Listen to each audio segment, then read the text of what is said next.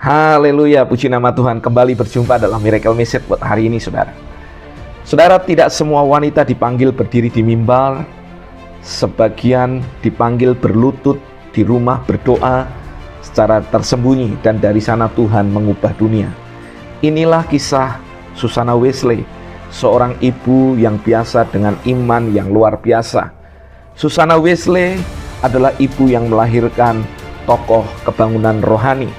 Susannah Wesley tidak pernah berkhotbah di mimbar besar, bahkan namanya jarang tercatat dalam buku teologi. Namun dari rahim dan doa dan ketekunannya lahir dua tokoh yang mengguncang sejarah gereja, yaitu John Wesley dan Charles Wesley, pemimpin kebangunan rohani Metodis. Susannah hidup di abad ke-17 sebagai seorang istri pendeta yang sering mengalami kesulitan dalam ekonomi. Ia melahirkan 19 anak dan hanya 10 anak yang bertahan hidup. Rumahnya penuh keterbatasan. Dia sibuk, namun di tengah semua itu, Susannah memilih satu hal yang tidak bisa diganggu, yaitu hubungan pribadinya dengan Tuhan. Setiap hari Susannah menyediakan waktu khusus untuk berdoa.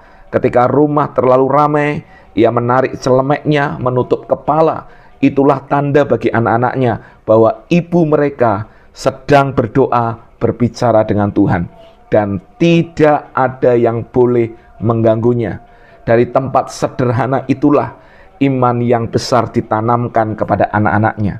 Susannah tidak hanya mengajar anak-anaknya membaca dan menulis, tetapi ia mengajarkan firman Tuhan secara sistematis. Ia mendidik mereka berpikir, berdoa, dan hidup disiplin di hadapan Tuhan.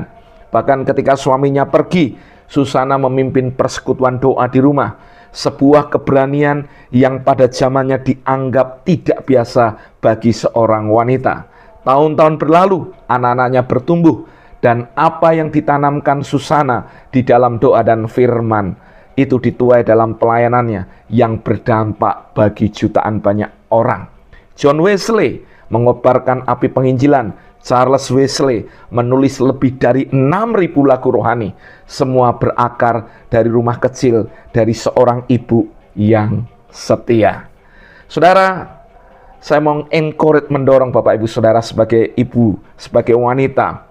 Doamu bisa mengubah keluargamu. Doamu bisa mengubah anak-anakmu. Doamu bisa mengubah dunia. Dan ada kebangunan rohani yang lahir dari seorang wanita yang hebat. Tuhan Yesus memberkati. Jangan lupa like, komen,